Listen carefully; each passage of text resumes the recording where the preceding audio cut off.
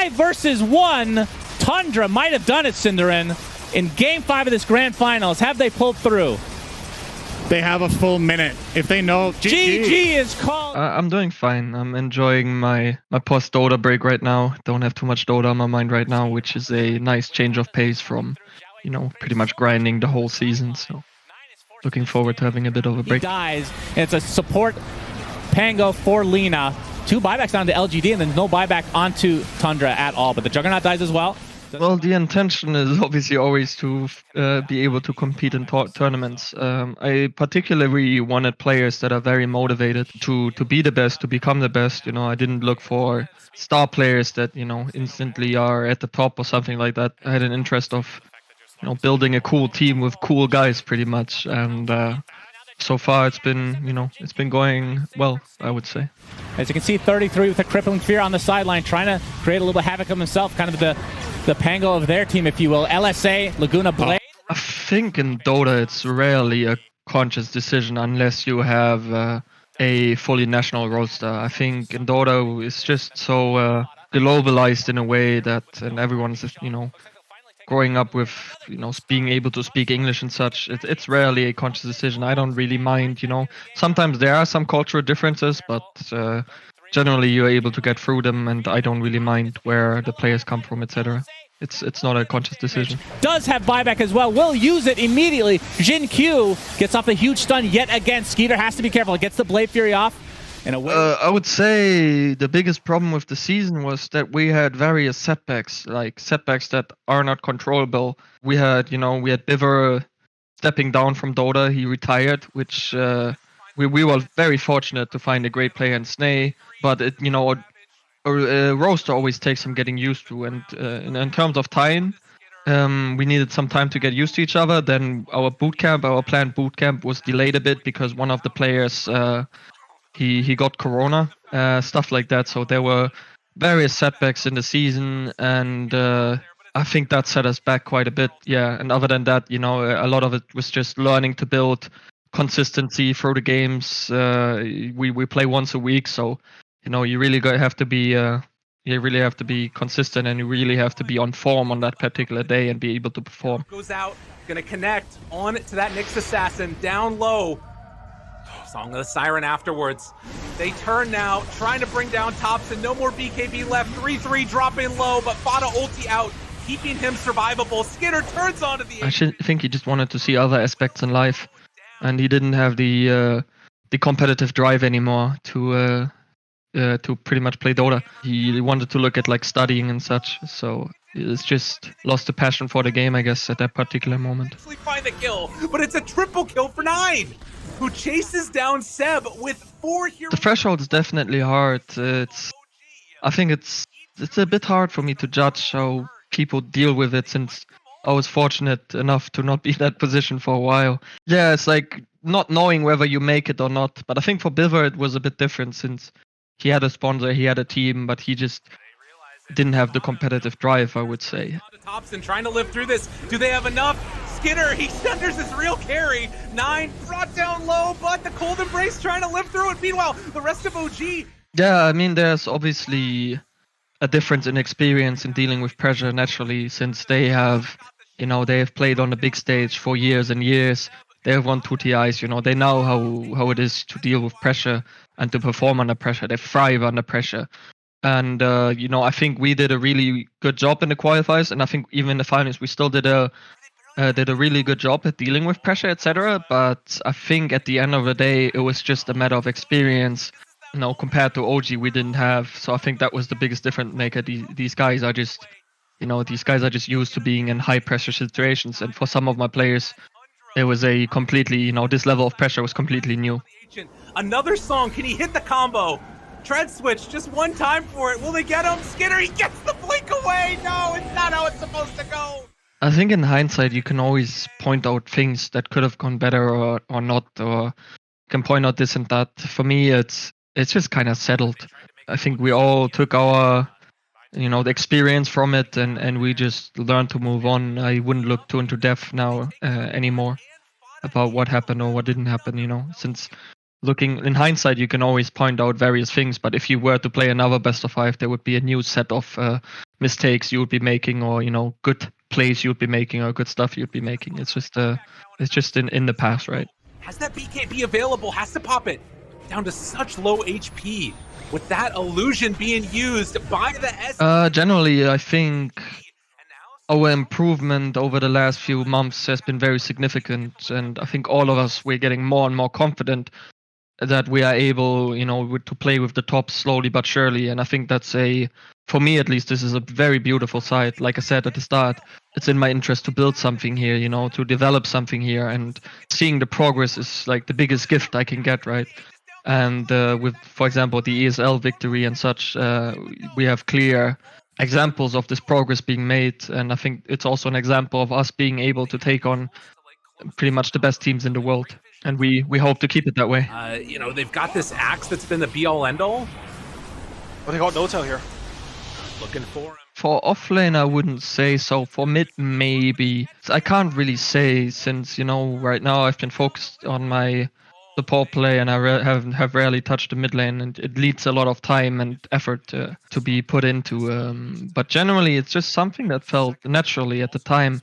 It just felt like I can do this. It fits the current, situation of the team, or the potential team in the future that I will have, and I think it's appropriate. And it's also really enjoyable, to be honest, because you enter with a completely new mindset. You're very, you're very willing to learn. You're just like learning so much and experiencing new things so much. When you start playing 5 coming from mid, it's a whole different world. And I found a lot of joy in that. And right now, just like I enjoyed offlane, I enjoy the support role, and a lot of it, it just feels naturally for me to play it. I would say that in terms of mid, since I was always a very communicative player, and it's a lot easier for me to to maximize that communication on the support role. It was a lot harder in mid, so I would think it's a bit more appropriate for me to to play away from the mid lane, just because of that. Because I always tried to combine the two when I was playing mid. Like I said, you just gotta really be focused on your mechanics in the mid lane the most, I feel. Oh, he doesn't have buyback afterwards. 3-3, no more split. He already used both of them. And there's the stun, there's the control, this axe illusion. 9 still has to show his peak, there's a lot more in that boy, and I'm sure he will show it in the upcoming season. So that peak of 9, I don't think I can handle it. But yeah, I mean, right now he would definitely smack me. But it's hard to say, right? Because Dota changes so much. I can't really answer that one. OG dotting their I's, crossing their T's, making sure that this one's a clean finish. But is it going to be? No tail. Jumps in, but they're able to catch there onto the Brewlings. I already kind of brought it up with the mid roll. In that example, I would definitely think so. You have a lot more space to look at the game, to make strategic choices, whereas, like I said, in the mid roles or any other core roles, you're much more busy with your mechanics and last sitting and such, so it definitely gives a bit more room. I don't think it's like a necessity. Pulled back in afterwards, in some trouble. They got him. The wall is down and he is dead.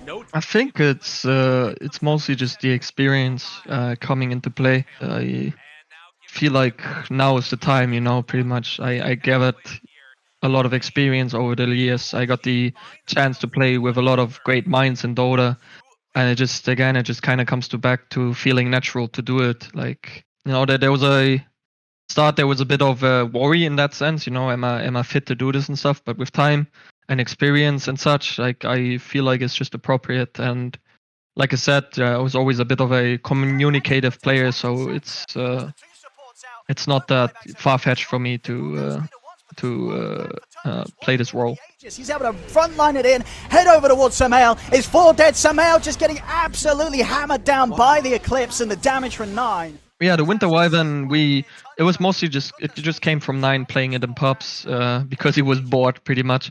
And then he actually came to the conclusion that this, the changes he's got to his Ags and something. It's mostly, a lot of it, these using heroes differently comes from paying attention to patch notes and such. And I think he just came to the conclusion after trying it casually in a few pubs, because he felt like playing Wyvern mid, hey, I might actually be onto something here.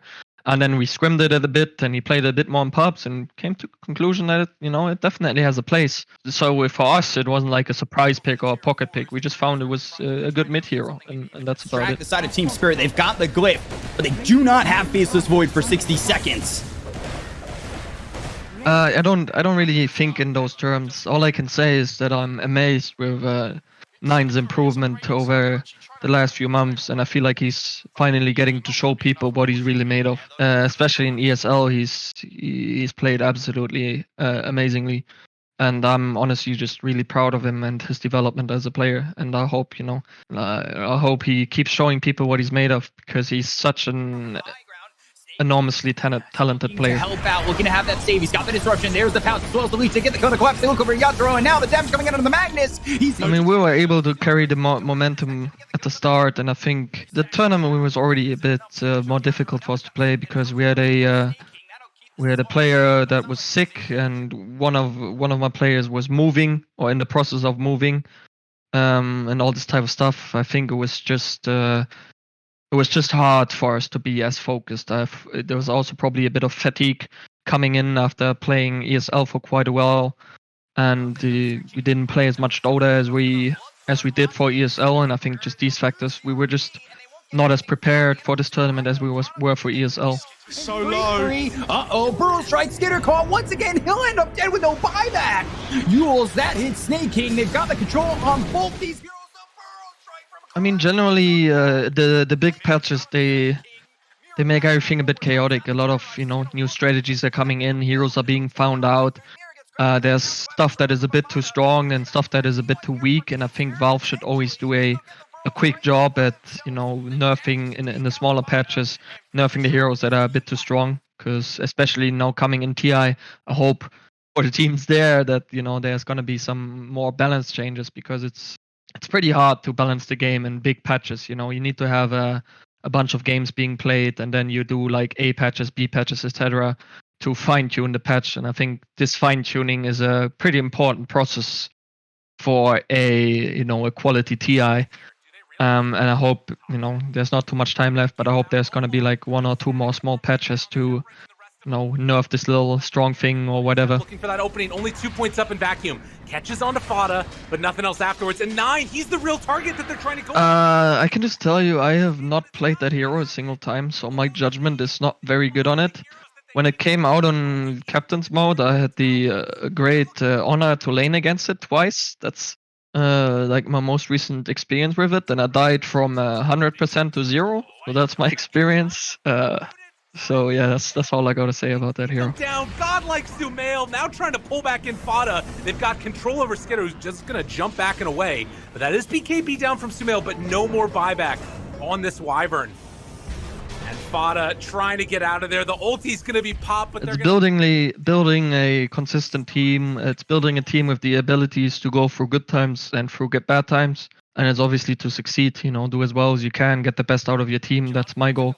That is that defines my success, is getting the best out of my team. Wukong's command buys back into the game, though. We'll have to be careful. 33 jumps in again with the crippling fear. If they can get Ame, this will be huge. Nullifier applied, and with the LSA, that will be enough damage. Does have buyback as well. Will use it immediately. Jin Q gets off a huge stun yet again. Skeeter has to be careful. Gets the Blade Fury off. Just as always, thanks for everyone watching. Thanks to Tundra. Thanks to my teammates. The usual stuff.